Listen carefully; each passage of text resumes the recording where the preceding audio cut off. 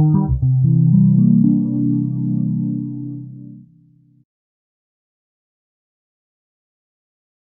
right. So thank you for having the workshop, thank you for inviting us, and thank you for coming here. So here's a pair of sentences that, for sure, if you're in this room, you're familiar with. If Mary knows the answer, John knows the answer. If Mary knew the answer, John would know the answer. They're conditionals, the same lexical items, Mary, John, the answer, knowing the answer. But there's a difference in meaning between them, which is from 1b, you get the inference that Mary does not know the answer, and that John does not know the answer. Whereas from 1a, no such inference is invited. Okay? Philosophers call 1b frequently a subjunctive conditional.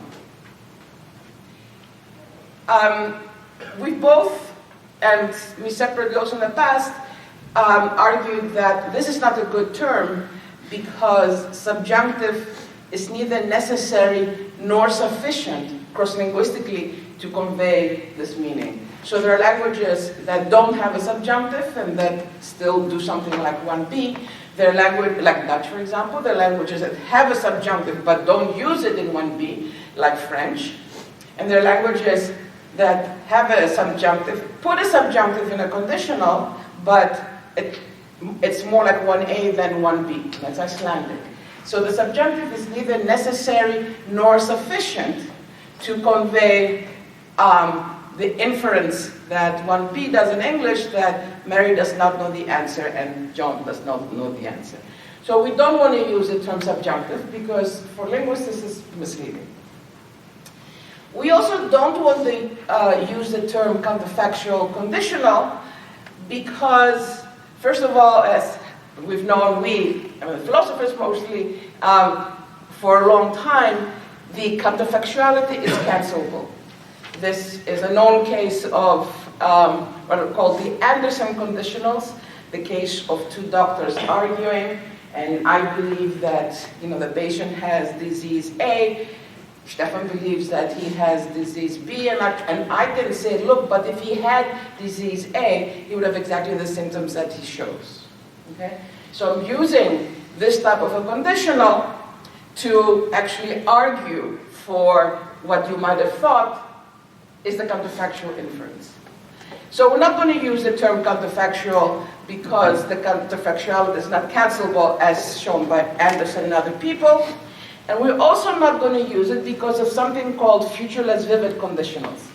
Future-less vivid conditionals are those that use this type of morphology, and I will shortly tell you what this type of morphology is more precisely. But they talk about the future. But you cannot make counterfactual statements about the future. So for example, if I say, if you left tomorrow, you would get there next week, I may be conveying that I think it's unlikely that you will leave, but I'm certainly not conveying that I think that you won't. Okay? So the term counterfactual, we don't like it very much. The term subjunctive is misleading. So what to do? We made up our own term. We will call the conditional in 1a O marked and the conditional in 1b X marked. So here's a mnemonic: O marking for ordinary open and X marking for extra. There's no deeper significance in the choice of these terms whatsoever. We merely pick them to avoid associations, and we think that the terms O and X have no associations with it. So of course now the question is, what is the difference in meaning between an O and an X marked conditional? So what is the difference in meaning between if John knows the answer, Mary knows the answer, and if John knew the answer, Mary would know the answer? So the first question, what is the difference in meaning? The second is, what is the morphological difference between O and X marking?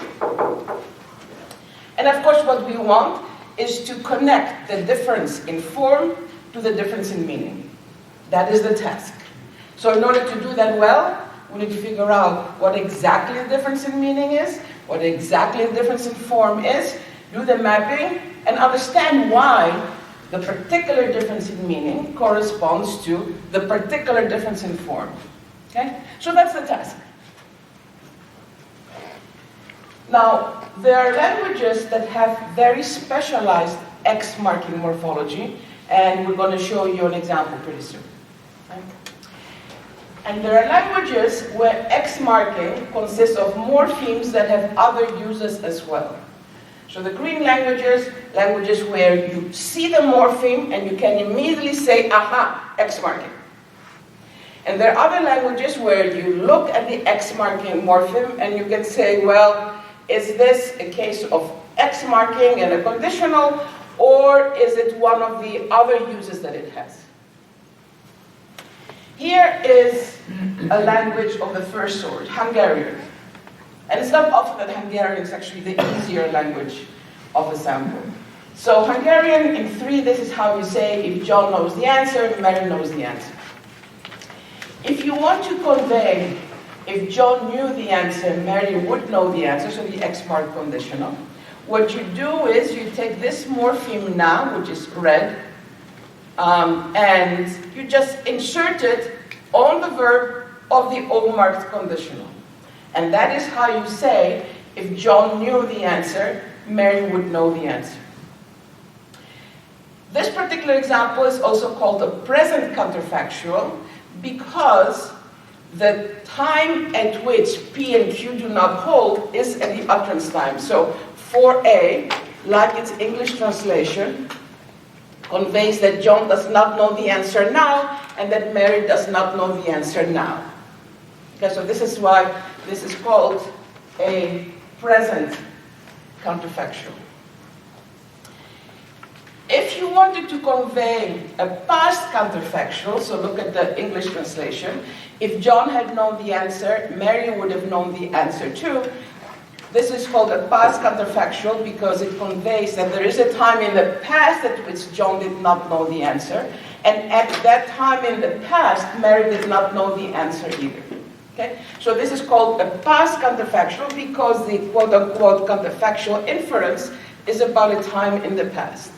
So the way you do that in Hungarian is very simple. You put the verb know in the past tense, and then you put the na on top. What could be simpler, you might think? This is the future less vivid in Hungarian. As I told you, future less vivid is about events in the future. So they mark more unlikelihood than sort of counterfactuality.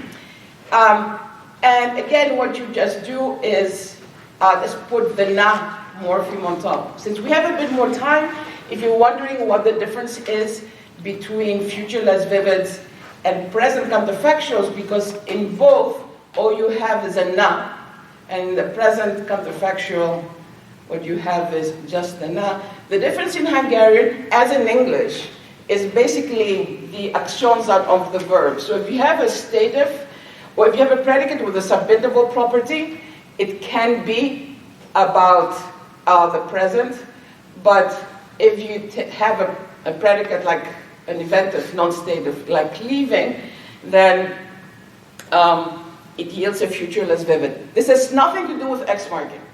If you completely forget X marking, you will see that the same phenomenon holds in O marking. So if I say, if he knows the answer, you understand that that's about now. If I say, if he leaves, you understand that that's about the future. Okay? So this is a difference between statives and non-statives in the antecedent that has nothing to do with X marking, but it's something that X mark conditionals simply inherit from O marked conditionals. Okay? Okay, so this is Hungarian, where if you look at the na, you know this is the morpheme to mark X marking in conditionals, those conditions that have a particular inference, and it's very specialized. That na does nothing else. Next, we're going to look at languages where X marking plays a different role in other environments. Such languages use past tense or imperfective or future or subjunctive and possibly a variety of other things to mark the difference between O and X marked conditional. So I'm going to show you examples of this type of English and language, and of course English is also in this class, but I will start with Greek. So actually we can start with the English translation of this one. If the chief died tomorrow, we would bury him over there. Well, you know that this is about tomorrow, so what we see is a past tense here, and you see that past tense also in Greek, but that past tense is not interpreted temporally, that is, tomorrow's in the future, and if you just take this out of the conditional and you said the chief died tomorrow, that's word salad. But if the chief died tomorrow, it's perfectly comprehensible. It's about the future, and it's about the future despite the fact that we have a past tense here. So this type of past tense is often referred to as fake past in X marking. Fake because its interpretation is not obviously temporal. Now there are accounts that we will see that come and say that deep down it is still a temporal interpretation, but at first blush it's not an obviously past tense interpretation. So we will call such uses of past tense fake. So here we have fake past in Greek as well as in English in the translation. You can also see the past tense in the consequent. In English, the past tense of the consequent is buried in the word would, but it's still there. So English and Greek have fake past as part of their X marking. It's not Hungarian, it has a very specialized thing. Greek and English use the morpheme that elsewhere conveys past tense, and here we call it fake past. But Greek has one more thing that is fake. And that is the imperfective morpheme that you see on the verb in the antecedent and on the verb in the consequent. Now, the imperfective morpheme does in Greek a couple things as it does in many other languages. Namely, it's what is used when an event in progress is described, or an event, or habitual. So for example, when I saw him, he was jumping. You use, in English, the progressive, in Greek and in French, the form that we call him imperfective. If I say when he was little, he used to jump, which conveys a habit in English. In Greek and in other languages, you use the same morpheme. So in many languages, and in unrelated languages, it is one and the same morpheme that uses events in progress as well as habituals. It is a mystery why this is, but it's not a mystery that's for today. Okay?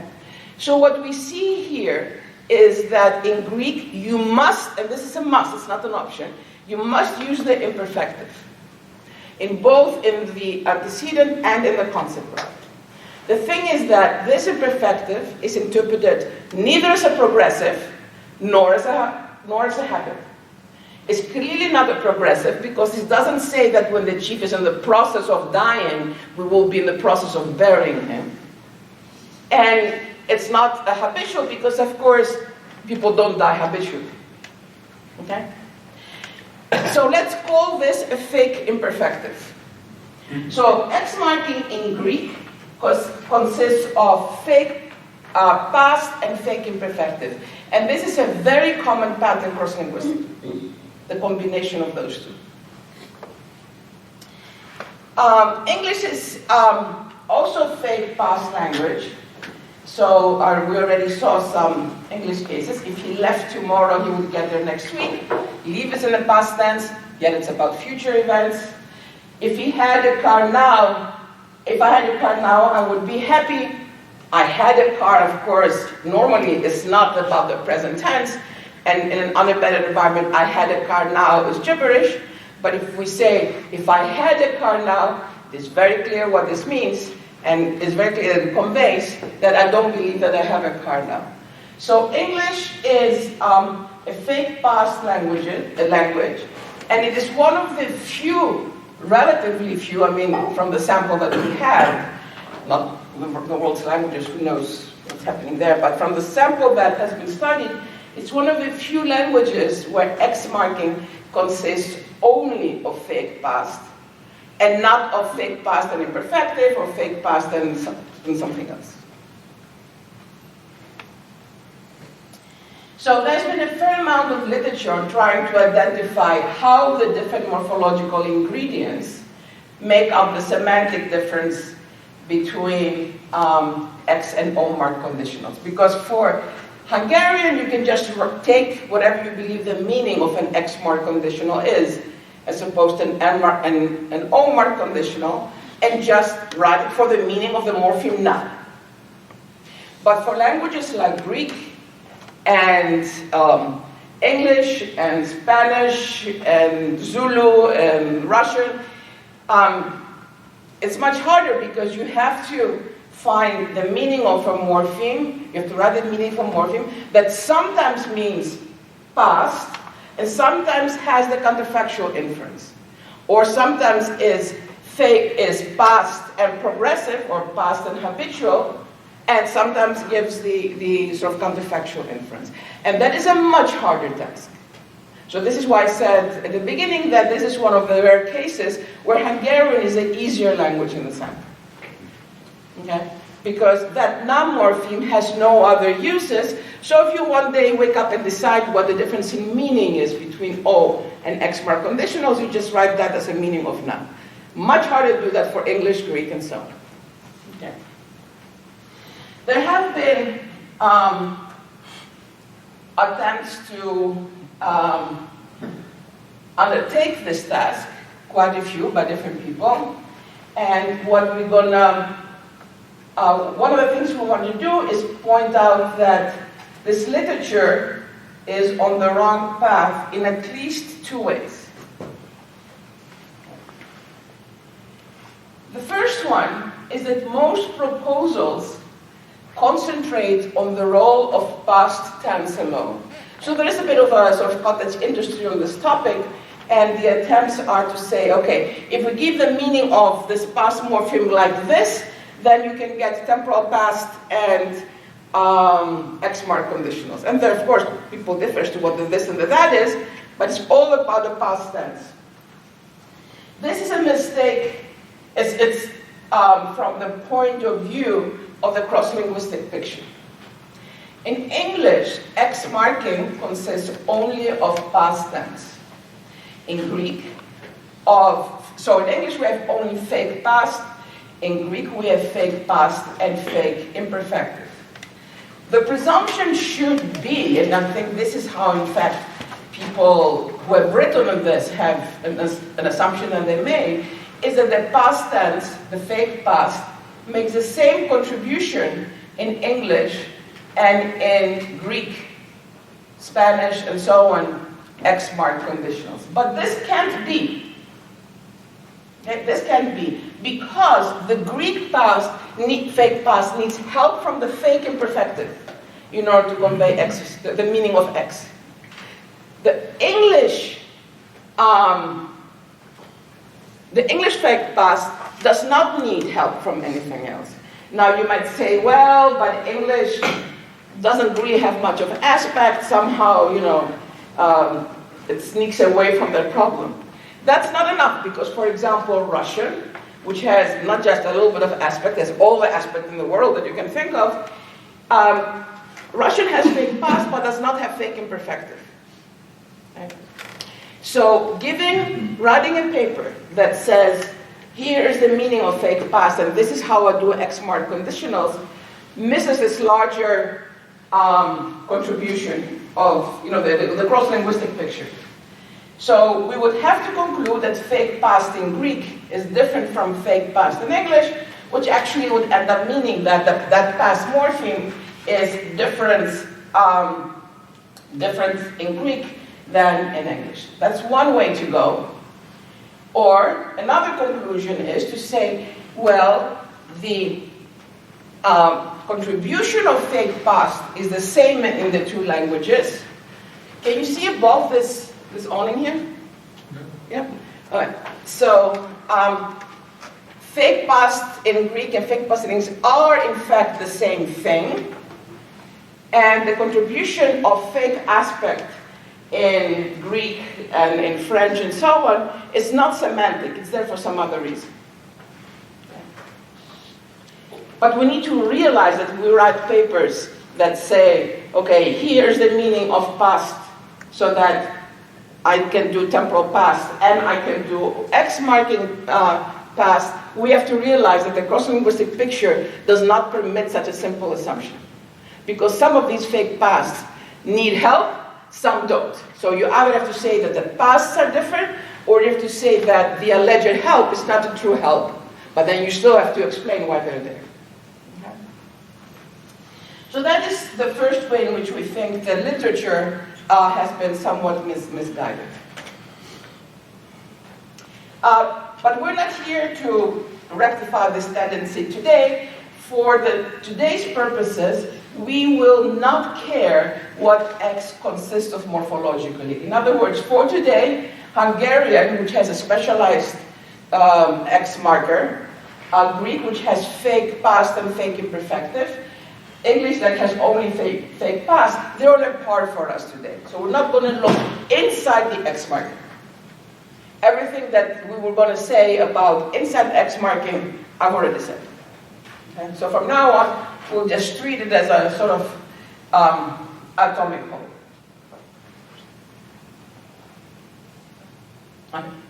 The second way in which we believe that the literature on X marking has been on the wrong path is that it has been trying to get the meaning of X by just looking at conditionals.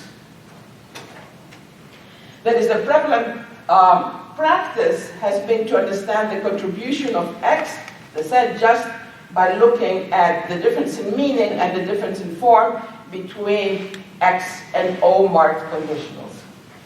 However, X marking, O marking morphological distinctions appear elsewhere in the grammars of these languages as well. So then, the default assumption, still readable, I didn't realize it was going to be, the default assumption is that the contribution of X marking, whatever it consists of morphologically, the contribution of X marking is going to be the same in conditionals, as well as in whatever non-conditional environments it appears in. Okay? Because, after all, the assumption is that if you have a combination of morphemes, or the Hungarian na, in the Pearson conditionals and in some other environments, its meaning should be the same. Okay? So what we would like to do today is to look at these non-conditional environments that contain X marking and see what we can learn from them. And moreover, what we're going to try to do is to take things that we think X marking does in conditionals. That is, we're going to take a bit the juice of the theories about X marking in conditionals, transport them to X marking in non-conditionals, and see if our theories work. Okay? Because it's possible that the meanings that we have given to X marking is very conditional specific. Okay? That is in fact a possible danger, and as we'll show you, in fact, a danger, a trap that we've fallen in. Okay? So what we're going to try and do then is we will start with a meaning that has been given for X in conditionals and take it to non-conditional environments and see how it fares. So now we will need to, is the material on Dropbox already? Is it accessible? Yes. Okay, so those of you who... On the website. On the website you have all those links now. Yeah. So, first of course what we need to do is convince you that there are non-conditional environments in which X appears. That will be our first task, to show you that there are non-conditional environments in which X appears. After we do that, we're going to take the theories of X marking from conditionals, transport them to the non-conditionals, and see how we've done. Okay. So, there are at least two such environments.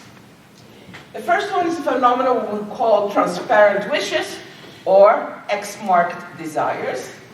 And the second one is a phenomenon that we have called in the past transparent of, or X-marked necessity.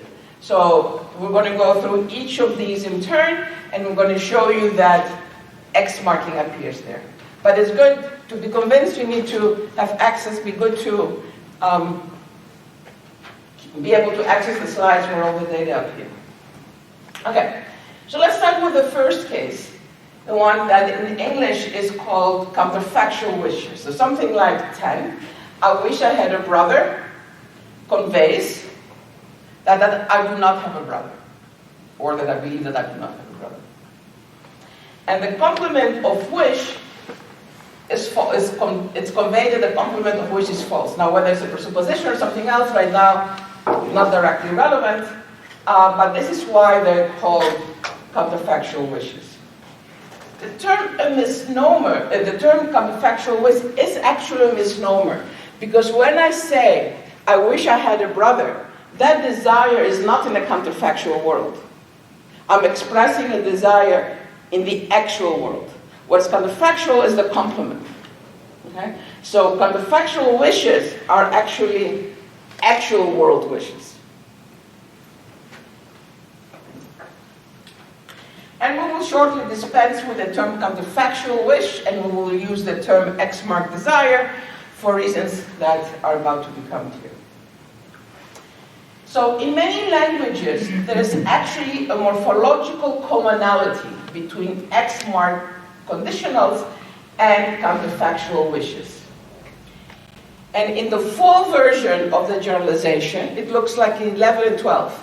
I say the full version because there are languages that satisfy both parts, both the red and the green part, but there are also languages that satisfy either the red part or the green part. Okay, so what is the generalization?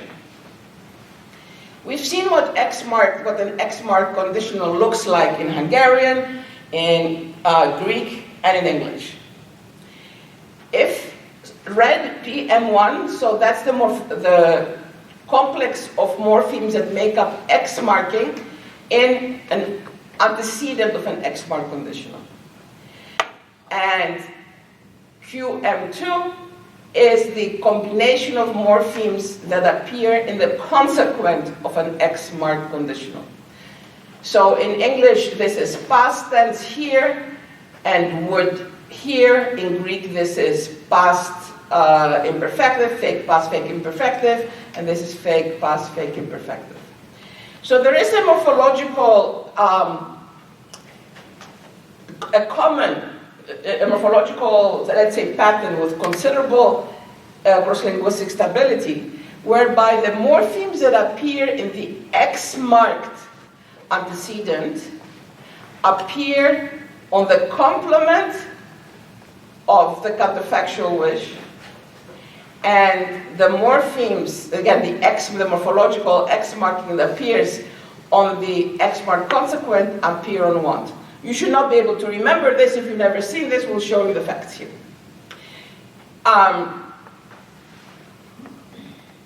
In some languages, there is no difference between X marking on the antecedent and X marking on the consequent. Hungarian is such a language, you have not in both. But in English, what you have is past tense in antecedent and would in the consequent. In Greek, what you have is fake past, fake imperfective in the antecedent, fake past, fake imperfective future in the consequent. Okay? So from languages like Hungarian, you can't really tell that there's two parts to the generalization, but in languages that have a bit more complexity to the morphology, you can. So here's the simple case.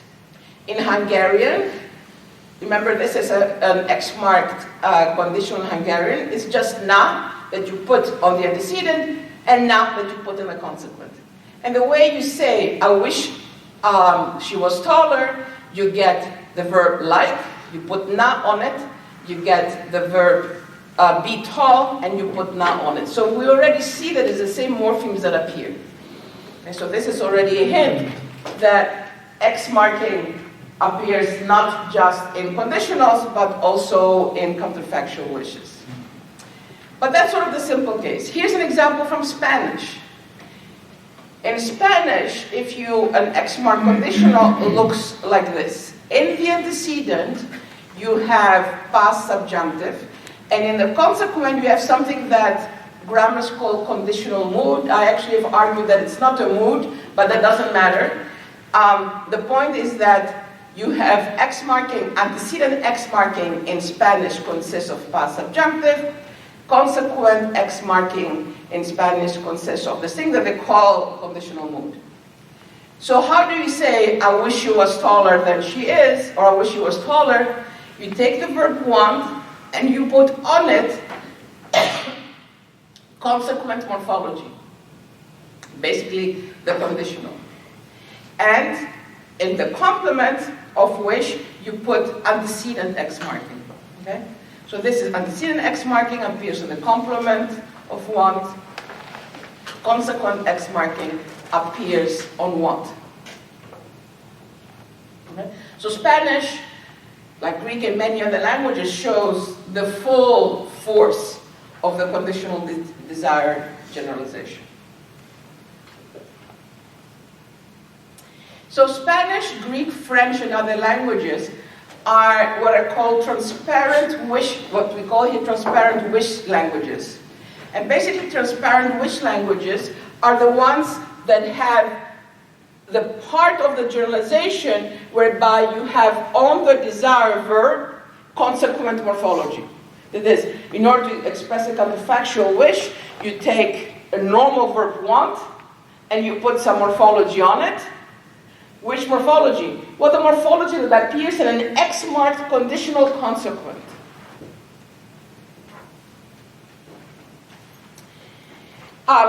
English is not a transparent wish language. English obeys only one part of the conditional desired generalization. Namely, it has past tense in the conditional antecedent, and it has past tense in the complement of the counterfactual wish. Notice that this is, again, fake past. But what it says is that I would be happy if it was the case that I have a car now is true. Right? But you have a past tense. So this is a fake past as it is a fake past here. Okay? So English has only one part of the conditional desired generalization, not both parts. What would English have to look like for it to have been a language that's consistent with both parts of the generalization? Well, it should have looked like 18b. Because what we have is, if I had a car, I would be happy. Consequent morphology in English is would. So if English was like Spanish or Greek and was fully compliant with the conditional desired generalization, it would have complement morphology on the verb want. We know it has the other part of the generalization, namely it has antecedent morphology on the complement of want. But basically this is the part that's missing. So in English you say, I wish that I had a car now. The past tense is compliant because this is how English does antecedent X marking. But English is grammaticalized as a grammaticalized morpheme for the desired predicate. Turkish is another language which, like English, has a specialized morpheme for counterfactual wishes. So English, the specialized morpheme is wish. And in Turkish, it is, well, I'll show you what's going to be. I'm going to show you what it is in a second. Basically, I'm going to show you that Turkish is like English. So, what does an X-marked condition look like in Turkish? On the consequent, basically you have a combination of aorist and fake past. And in the antecedent, you have what is called the conditional morpheme, sa, followed by the past tense morpheme. Now, it's significant to realize that this order of morphemes is particular to X-marked conditionals. Because if you have a past that is temporally interpreted, you get a different order. So if you want to say something like, if he left yesterday, he must have arrived by now, that if he left is an actual temporal past.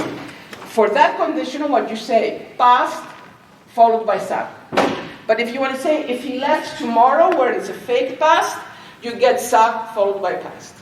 So here is an example of an X-marked conditional. If John arrived next Tuesday, his mom would be very happy. What we see is that we have ka, the sa morpheme, and then fake past. So this is an X-marked conditional in Turkish. Now, here's how you do X-marked desire in Turkish. Like English, it has a specialized morpheme.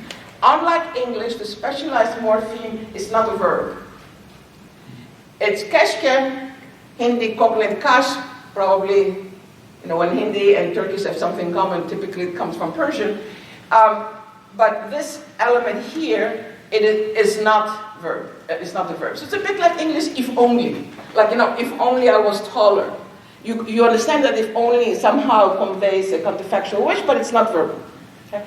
So there's this morpheme, and if you want to say, I wish he would come next Tuesday, what we see is the same order of morphemes as in an X-marked conditional. Namely, verb, sa, fake past. Verb, sa, fake past. That is clearly fake past because we're talking about arrivals next Tuesday. So the conditional desire generalization is real, even if there are languages like English and Turkish which obey only one part.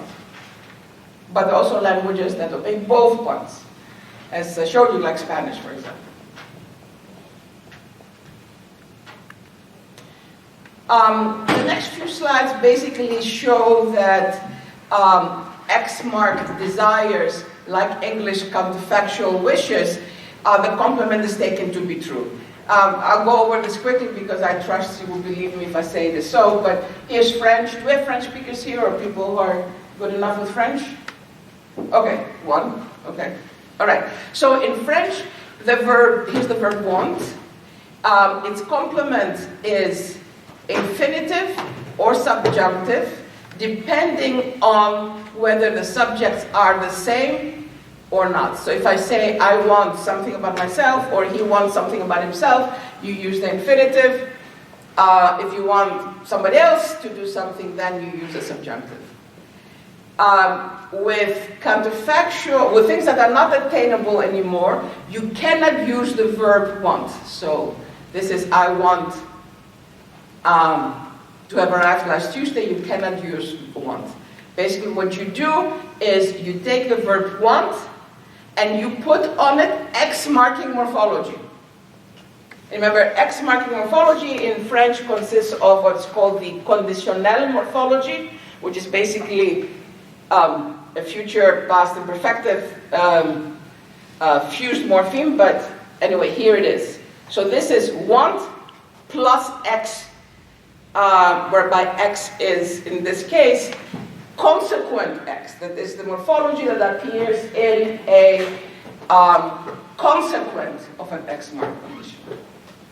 Okay, so the first environment where we see X-marking appear outside conditionals is X-marked desires for unattainable situations. The things that misnominally have been called counterfactual wishes. And remember, the generalization is, in its full-blown persona, you have antecedent X marking on the complement of want, and you have consequent X marking on the desired predicate itself. And language by language by language, it's the same combination of morphemes as you see in X marked condition. Okay? So we have our first environment where we have X marking outside of conditionals. The second one is something that we will call X-marked necessity.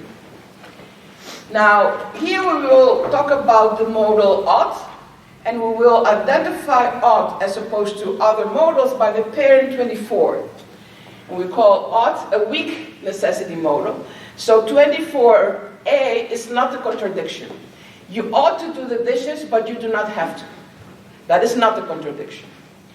But you must do the dishes, but you do not have to, is a contradiction. And Kai and I have a paper from, I don't know, 2008, where we discuss this in detail.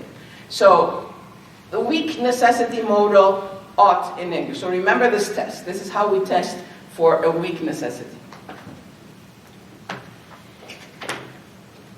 Now, how do languages convey? So English has this morpheme ought, which is weak necessity. The way English has the morpheme wish, which is a counterfactual wish, but the counterfactual desire. Other languages have what we call the transparent wish. You take the verb want and you put some X marking on top. What I'm going to show you now is that that languages have transparent ought. That is, they take the verb must and sprinkle some morphology on top to get ought. What morphology? X marking. So here's Hungarian. Peter ought to do the dishes, but nobody requires him to do that. You take the verb must, and here is our beloved na morpheme, on must. Now is when you don't get a contradiction. If you take the X out, it's grammatical, but it's a contradiction because it says he must, but it's not the case that he must. Here's Spanish. In Spanish, the X marking in the consequent consists of the conditional mood, and here's how you say, you take the verb deber or the verb tener, and you put the conditional morphology on top, and voila, what you get is the weak modal. In the absence of the X-marked morphology, there's a contradiction. English, the way it's not a transparent wish language, is also not a transparent ought language. What would it have to look like for it to have been a transparent ought language? Well, you'd have to say something like 27b. You would have to do the dishes, but you're not required to. Because this is what transparent ought languages look like. They take the universal modal and they put on it some morphology. Which morphology? Specifically, consequent X marking morphology. Okay, so in Hungarian, you can't see that it's consequent X marking. You can see that it's X marking. But because in Hungarian, antecedent and consequent X marking look the same, you can tell whether it's antecedent or consequent X marking. But from other languages, for example, like Spanish, or from Greek, where you can tell antecedent X marking from consequent X marking, you see that the way to make a transparent wish is to take want and put consequent X marking on it. The way of making the weak necessity modal, what we call a transparent ought, you take a strong necessity modal and you put consequent X marking on top. Very cross-linguistic, extremely common. So the way there is a conditional desired generalization, morphologically speaking, there's also a conditional necessity generalization. And again, there are languages that do one part or both parts. I'm not going to talk much about the complement of X-marked necessity, because for that we would need a 4-hour, not a 2-hour slot, but you can ask us about it if you want. So basically, transparent ought, the weak necessity modal in sort of morphologically transparent languages, and a transparent wish is all a game of X marking. And on the assumption that the modal of a conditional is situated in the consequent, we understand the notion of consequent X marking as X marking on a modal, which means it's not coincidental that when must becomes ought, it does so with consequent X marking, because that is the X marking on a modal. And that when want becomes wish, it does so by consequent X marking.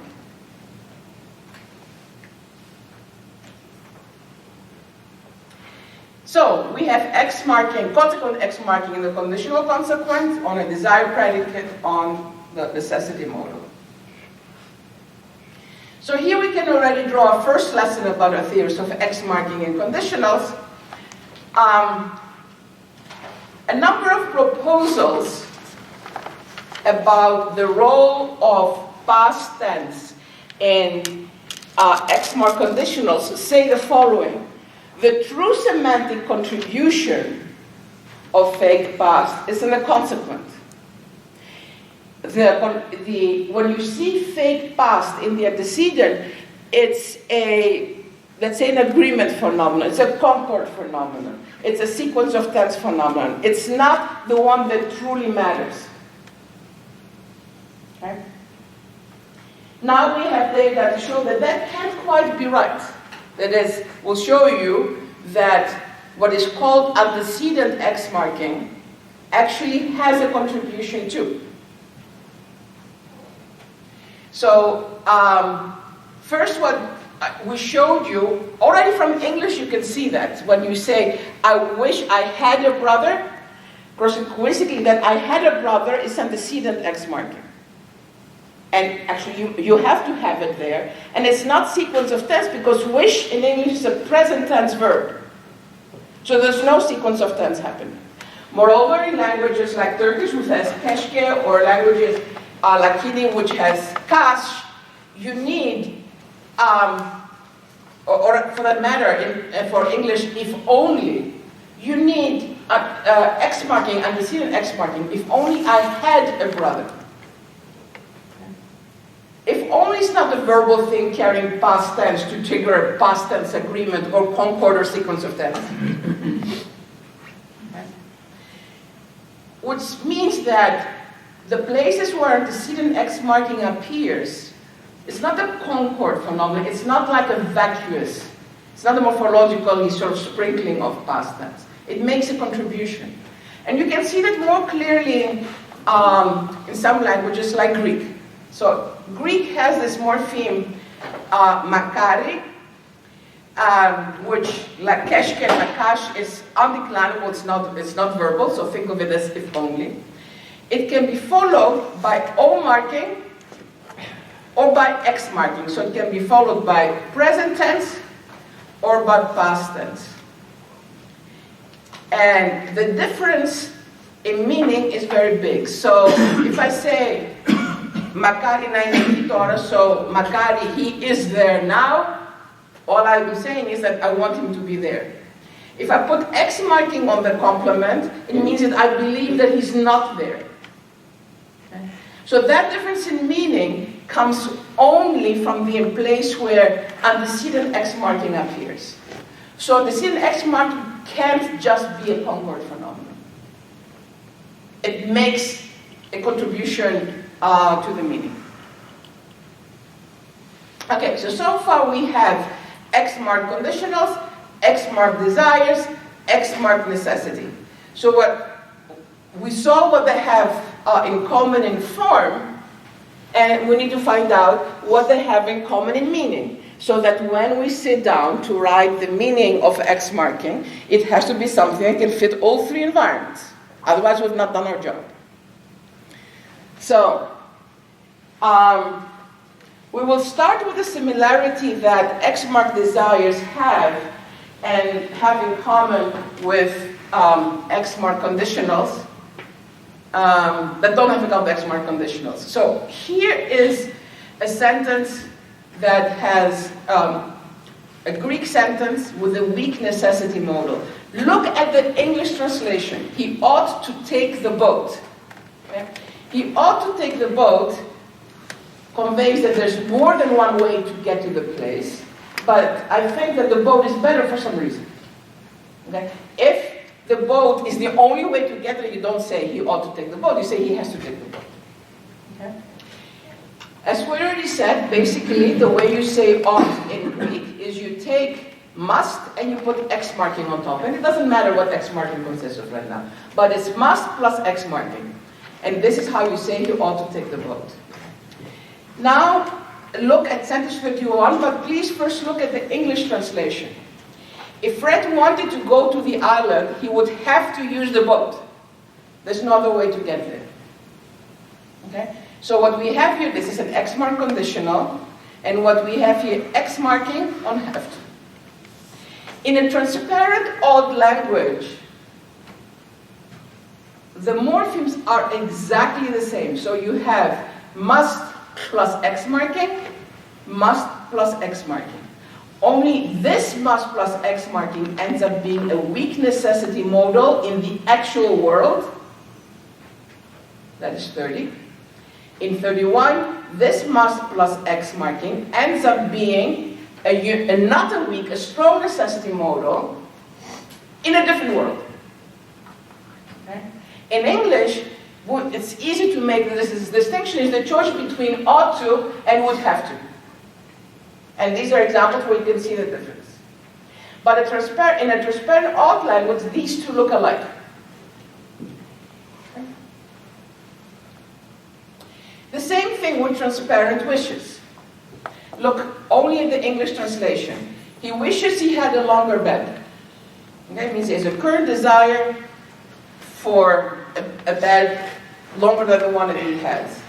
In Greek, this consists of a desire verb plus X marking. Yeah, we should have said X here, but it's basically want plus X marking. Now look at the translation of 33. If he was taller, he would want to have a longer bed.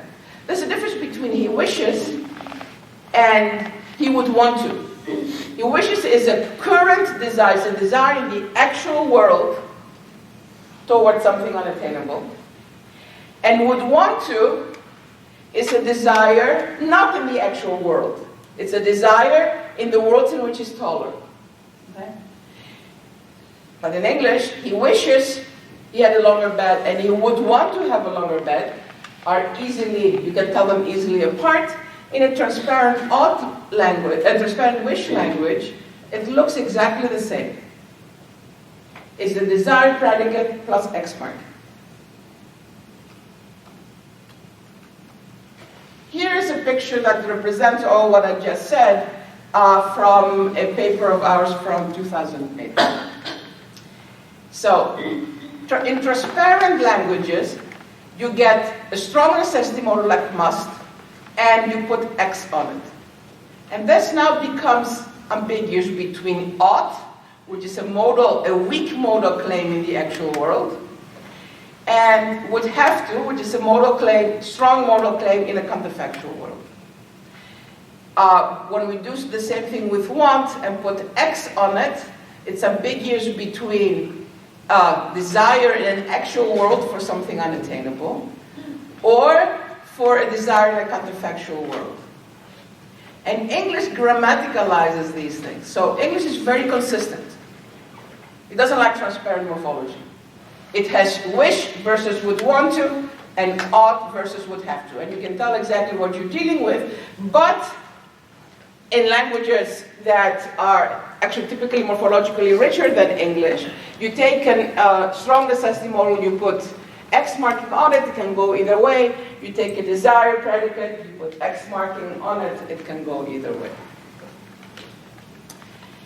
But no, despite the parallels between transparent ought and transparent wish, there's one difference which I would have quizzed you on to make sure that you're all awake if we had more time, and that is this one. When we put necessity plus X marking, in the actual world is what we get is a weak modal, namely ought. When we take a desired predicate and we put X on it, what we get in the actual world is not a weaker desire. Okay? We get a desire towards something unattainable. And that is so for all the transparent languages. X marking on a necessity modal gives you a weak modal in the actual world. X marking on desire does not give you a weaker desire, so our theory will have to account for this. So here's a test then. we need to understand what X does in the following environments. In X-marked conditionals, in X-marked necessity models, which yield a weak necessity in the actual world, so transparent odd. X-marked necessity, which yields a strong necessity in a counterfactual world, in other words, would have to, right? So B is odd, and C is would have to, and our theory has to be able to deliver this. X-marked desire, which yields an unattainable desire in the actual world. So in other words, how do you get wish? That is, how do you get wish from X-marked want? And finally, X-marked desire, which yields a desire in a counterfactual world. In other words, the would want to cases. So this is what our theory of X-marking should be able to do. And not just X-marked conditionals. So we'll start with a reduction that should not be controversial, namely C and E reduced to A, so the red ones reduced to each other. Why? Well, we know we have X-marked conditionals, okay? You know, if I knew the answer, John would know the answer. C is basically nothing other than a strong necessity modal in an X-marked conditional. So if blah, blah, blah, blah, blah, I would have to. So that's not something. You know, if you figure out how X-marked conditionals work, you can put a modal in the consequent and you'd get the C case. And D is the case of a desire verb in an X-marked consequent. So if I was taller, I would want to have a longer bed. So basically C and E reduced to A. Okay, so now that we have three cases only to be able to explain. What does X-marking do in X-marked conditionals? How does X-marking turn a strong necessity modal into a weak necessity modal? And how does X-marking turn a desire verb towards, how does it turn want into counterfactual wish?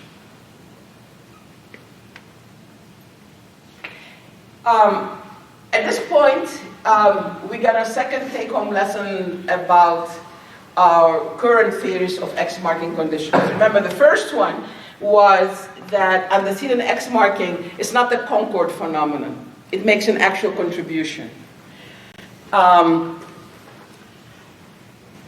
Here's the second lesson. So Katrin Schulz in 2014, I believe, paper Natural Language Semantics, gives an overview of who has said what and how to account for X-marking, specifically for past tense, for fake past, and divides the camps into two. She divides them into the past as modal camps and to the past as past camp. So past as modal and past as past differ as to what fake past does in X-marking. The past as modal camp, to which these are some proponents in them, including me in 2000, the morpheme that we think is called past tense is actually not past tense. So when if I say something like, if he left, that past tense in left, it's a suppletive form, but anyway, the past tense in left, its base meaning is not past. Its base meaning is something much reduced in meaning, but if you put it in certain environments, specifically, to quantify, to play with times, it yields the meaning of temporal past. If you put it in some different environments, it yields the meaning of X-marking, that is the counterfactual inference. So the past as modal camp says that the meaning of that past morpheme, in its simplest form, is not past. It's something much simpler, and the meaning of temporal past, or the meaning of X-marking with a counterfactual inference, is basically an enriched meaning of that basic meaning. Okay. So this mu here it's not past tense. This is the past tense. So this is the past as modal camp. The past as past camp, and when we say camp, of course, there are differences between these papers. We are just sort of cutting across now. Basically, the past as past camp says this. this thing that you call fake past actually is past all the time. So even when you say something like, if he left tomorrow, or if I had a car now, it's still a temporal past.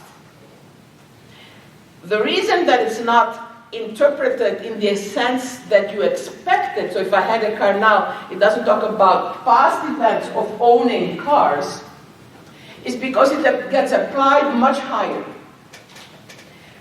Putting details aside, what the past as past camp says is that the past takes us back to a time where the non-past conditional could still have been true. So if I say something like, if I had a car now, and here in the current world, let's say I don't have a car, the past tense there is applied to the modal base, and you go back in time to a point in time where you can say, if I have a car. Now, the advantage of this camp is that past tense, what you see is what you get. It's a past tense, you just apply it somewhere else. Okay? There are also some difficulties that people have pointed out. So for example, how far in the past you need to go to say things like, if 2 and 2 made 5, sorry. Or if you wanted to say, why would you have a past tense in a future that's vivid? If he left tomorrow, we're already at a time where you can say, if he leaves tomorrow, why would you need to go further back? So there are some local difficulties, but there are also advantages. This is the past tense. Now, what we're trying to do today is to make the claim to state the position that we cannot glean the meaning of X marking by looking at conditionals alone. We need to look at X mark necessity and X mark desires. So the past is past camp, to account for X mark conditionals, just does this backshifting. Okay? So you shift back the time evaluation of the modal. But how would you get the meaning of the weak necessity modal in the actual world? By backshifting.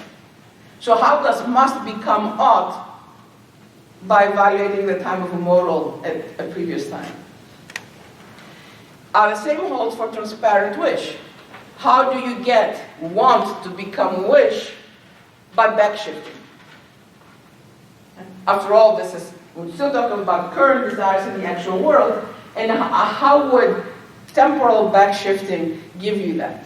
Okay, so the past is past camp has its advantages and possibly some difficulties, but it's not clear at all how it would generalize what it says about X-marked conditionals to X-marked desires and X-marked ought, so to transparent wishes and to transparent ought. Okay. What about the past is modal camp? Well, the past is modal camp has advantages and difficulties, and one of the somewhat by now famous difficulties is it has modus ponens problems, which McKay and Leahy have pointed out. And what they point out is actually that the specific proposals, so Schultz's and mine, have modus ponens problems. McKay, in a later paper, comes out in favor of the past modal camp, trying to avoid the modus ponens problem. But the past modal camp has independent advantages and disadvantages. How does it do with X marking in antecedents, in desires and X mark desires and X mark necessities?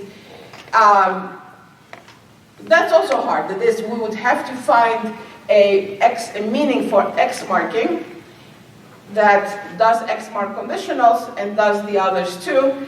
And we will now give you an attempt to do so.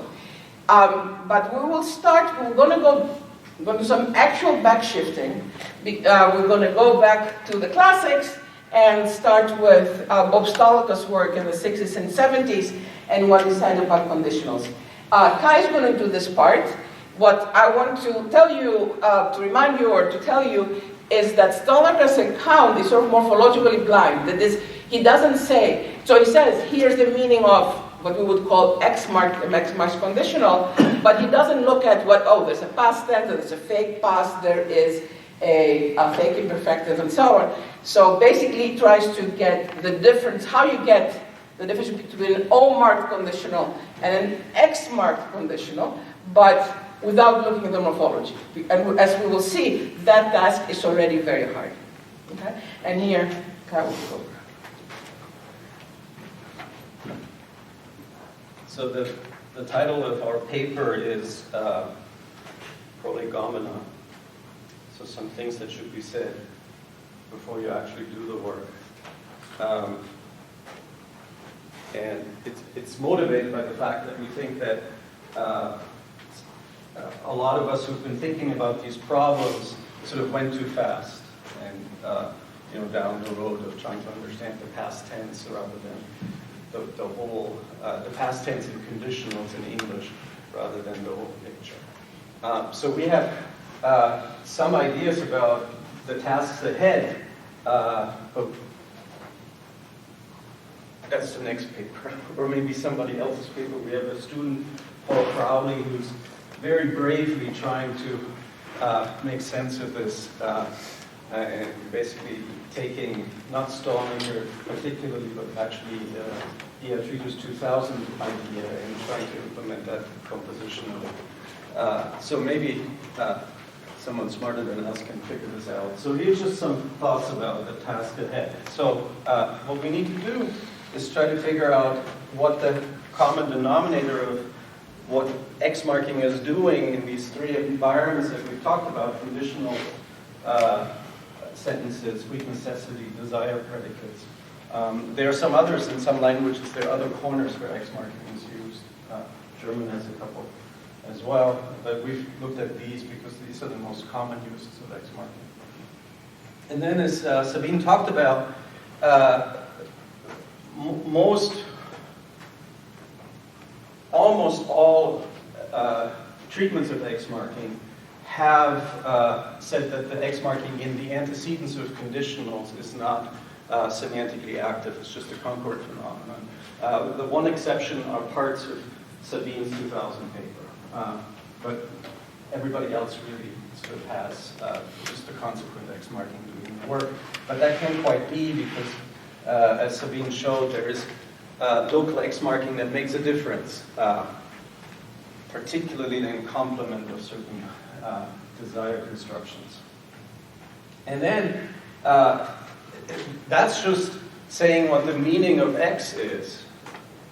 And then comes the morphosyntactic semantic problem of, Hungarian you're done. Once you found the meaning, you know that that's what na means. But what's going on in Greek, where you have a particular morphological combination that brings X about? What's going on in German? What's going on in Spanish? What's going on in Zulu? What's going on in Russian, which is the hardest thing. So that's, as far as we can tell, that's sort of a millennium problem for semantics. You're going to get $1 million from somebody, not me, but you should if you solve that.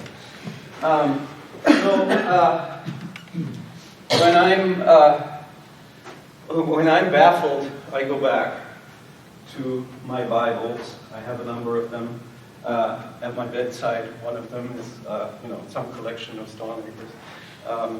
So he's had some ideas about what is going on in X marking, and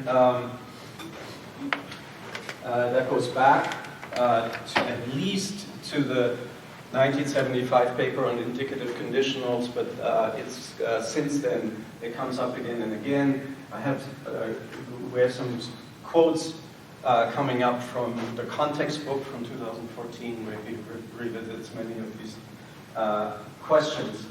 And interestingly, he advocates for the same kind of morphosyntactically agnostic approach that we suggest that you just first figure out what the X marking actually does, and then you try to figure out how it does what it does. Here's Stoneker's strategy. He says this is actually, he often has this attitude, and I think that here it's a really correct attitude. Let's figure out what the semantics is, and then let's see how the morphosyntax conveys that semantics. So here it says exactly that.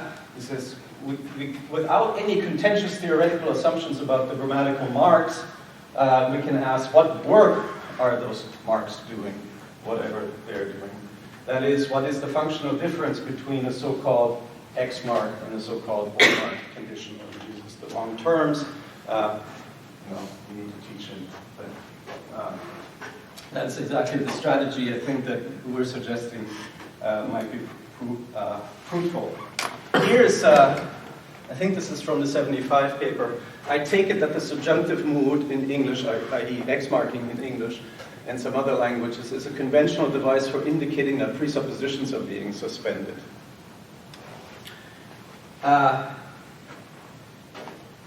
This is, in a certain sense, what Sabine said Schultz calls a past as modal account. So the X marking is something about the modal semantics of the construction, in particular the presuppositions are being suspended, which is not clearly a temporal notion. So he, obviously, if you have a counterfactual conditional, you're suspending, when you're thinking about what if P had been the case, you need to suspend your knowledge that P is false and think about the cases where it is true. So this clearly sort of applies correctly to counterfactual scenarios. What he argues is that this also applies correctly to non-counterfactual uses of X-mark conditionals. So one of them, Sabine mentioned Anderson cases. So here's one. If she had taken arsenic, she would show exactly the symptoms she is in fact showing, which is not counterfactual. In fact, it's an argument for her having taken arsenic. And the consequent, by the way, clearly isn't counterfactual, because surely she is showing the symptoms that she's showing. So neither the antecedent nor the consequent are being signaled as counterfactual. But what he says is that the X marking that you see here signals that we're suspending a presupposition, namely the presupposition that she's showing these symptoms. And now we're going to pretend we're in a situation where we don't know that she's having those symptoms, and then basically run a thought experiment. We're supposing that she took arsenic, and we deduce that she would be showing the symptoms she's actually showing, and then you have an abductive argument for the antecedent. So you need to break out of the set of your presuppositions. Similarly, for another case that Sabine hasn't mentioned, but which for Stoneker is kind of the close cousin of the Anderson cases, this one, there were no muddy footprints in the parlor, but if the gardener had done it, there would have been muddy footprints in the parlor, so the gardener must not have done it. So it's a modus tollens argument. Here, the conditional, if the gardener had done it, there would have been muddy footprints in the parlor. It's an X-mark conditional.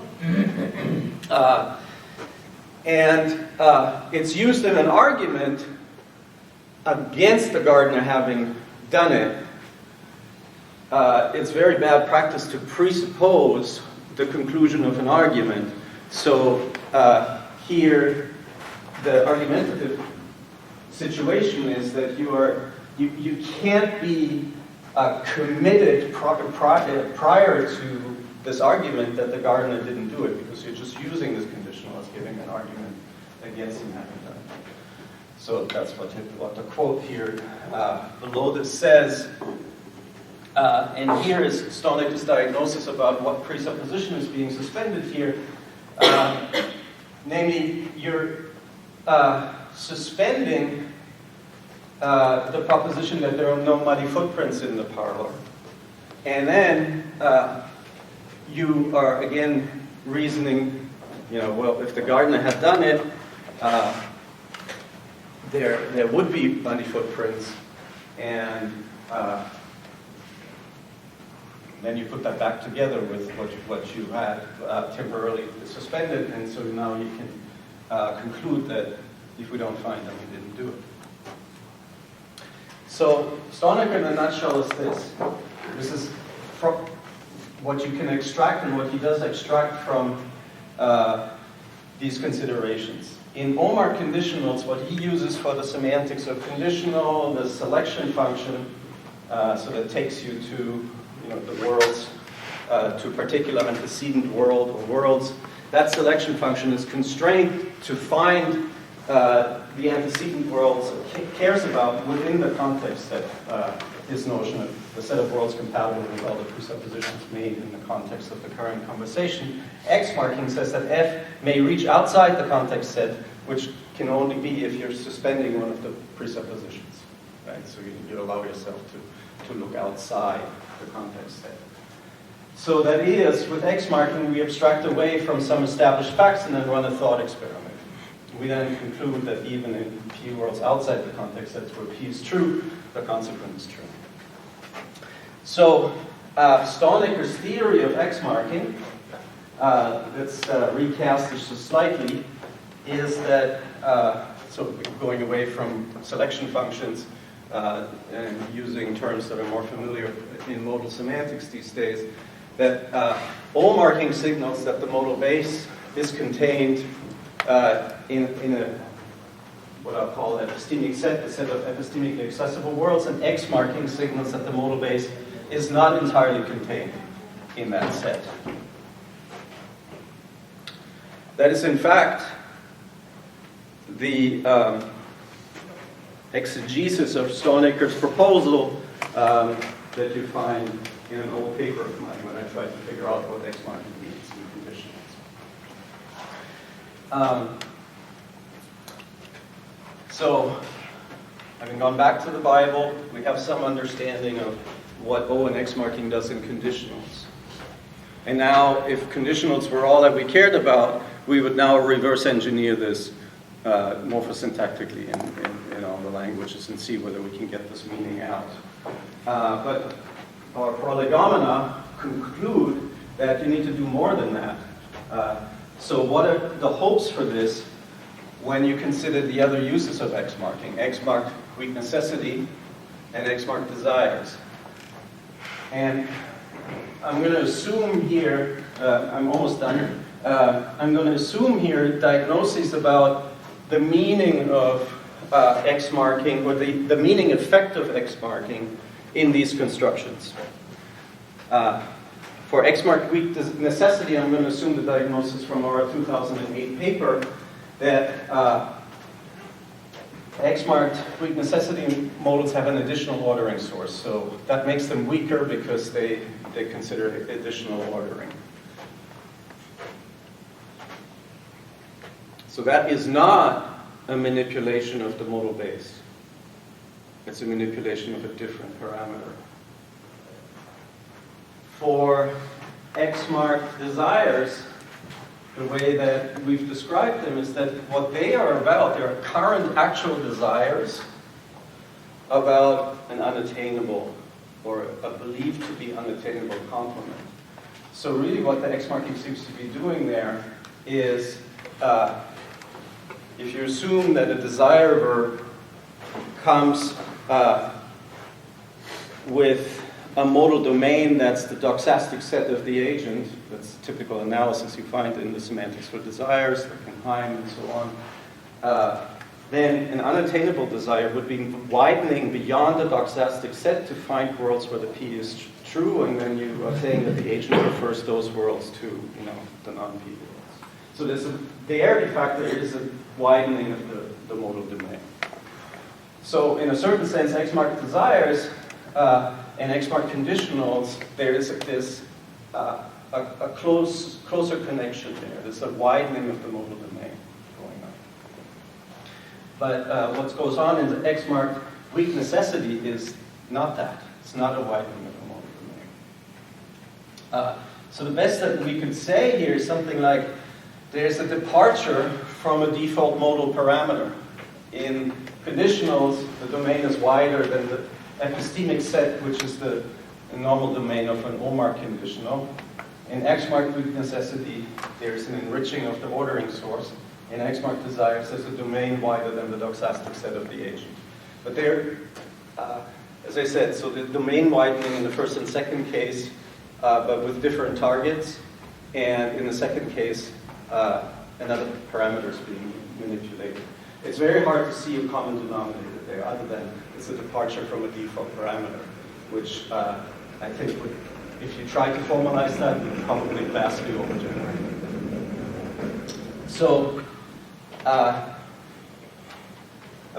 so in addition to the Prolegomena, I have here just pointed out how hard the problem is of generating an account of X marking on the level of meaning before you even talk about morphosyntactic engineering. One more thing, and then we're done, pretty much. These ideas about what the X marking does are all about the X marking on modal operators, so that what we've called consequent X marking, right? It's on the modal.